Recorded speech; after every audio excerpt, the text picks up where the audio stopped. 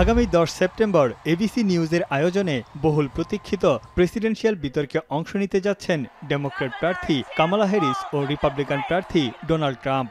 মুখোমুখি এই বিতর্ক নিয়ে এরই মধ্যে রাজনীতির ময়দানে উত্তাপ ছড়াতে শুরু করেছেন দুই প্রেসিডেন্ট প্রার্থী। গেল 28 জুন ট্রাম্পের কাছে বিতর্কে ধরাশায়ী হওয়ার পর থেকেই বাইডেনের প্রেসিডেন্ট প্রার্থিতা নিয়ে প্রশ্ন ওঠে নানা মহলে। নির্বাচন থেকে সরে দাঁড়াতে দলের ভেতর থেকেই চাপ বাড়তে থাকে। এরই জেরে নির্বাচনী প্রতিদ্বন্দ্বিতা থেকে সরে দাঁড়ান বাইডেন। ডেমোক্র্যাট প্রার্থী হিসেবে সমর্থন দেন বর্তমান ভাইস প্রেসিডেন্ট কামালা হ্যারিসকে। আর এতেই উল্টে যায় গোটা চিত্র। দেরিতে প্রচারণায় এসেও জনসমর্থনের দিক দিয়ে ট্রাম্পকে ছাড়িয়ে যেতে শুরু করেন কামালা। আশার আলো দেখাতে শুরু করে ডেমোক্র্যাট শিবির।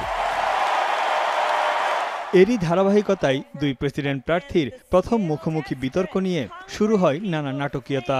বিতর্কের সময় ও অনুষ্ঠান স্থল নিয়ে দুই পক্ষের মধ্যে চলে টালবাহানা। অবশেষে সবকিছু ঠিকঠাক হলেও এবার বাদ সেধেছে বিতর্কের নিয়মকানুন নিয়ে। বিতর্ক চলাকালীন একজন কথা বলার সময় আরেকজনের মাইক্রোফোন বন্ধ রাখা হবে কিনা তা নিয়েই মূলত বাদানুবাদ চলছে দুই শিবিরে। রিপাবলিকান প্রার্থী ট্রাম্প মাইক্রোফোন বন্ধ রাখার পক্ষে, কারণ বাইডেন প্রেসিডেন্ট প্রার্থী হিসেবে সরে যাওয়ার আগ পর্যন্ত আলাপ আলোচনার মাধ্যমেই মাইক্রোফোন বন্ধ রাখার সিদ্ধান্ত হয়। আর এই নিয়মই বজায় রাখতে চান Trump. But I think it's very unfair.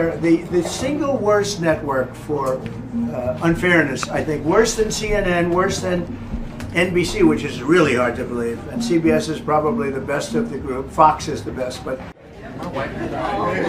এদিকে ডেমোক্র্যাট প্রচারণা শিবির এক বিবৃতিতে জানায়, বিতর্ক চলার পুরো সময়টাতে দুই প্রার্থীর মাইক্রোফোন চালু রাখতে হবে।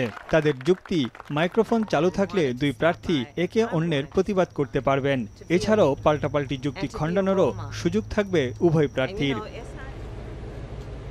ডেমোক্র্যাট শিবিরের দাবি, ট্রাম্পের অবিরাম মিথ্যাচার ঠেকাতে এই নিয়মের বিকল্প নেই। অন্যদিকে রিপাবলিকানদের অভিযোগ, হেরে যাওয়ার ভয়ে বিতর্ক থেকে পালানোর পায়তারা করছেন কামালা হ্যারিস। এদিকে ট্রাম্পের সঙ্গে হাত মিলিয়েছেন আরও এক সাবেক ডেমোক্র্যাট নেতা। এবার দলটির সাবেক ভাইস চেয়ারম্যান তুলসি গেবার্ড সমর্থন দিয়েছেন সাবেক এই মার্কিন প্রেসিডেন্টকে। যুক্তরাষ্ট্রের শান্তি ও স্থিতিশীলতা বজায় রাখতে ট্রাম্পের কোনো বিকল্প নেই বলেও জানান তিনি। আর এজন্য আসন্ন নির্বাচনে ট্রাম্পকে নির্বাচিত করতে মার্কিনীদের প্রতি আহ্বান জানান তিনি।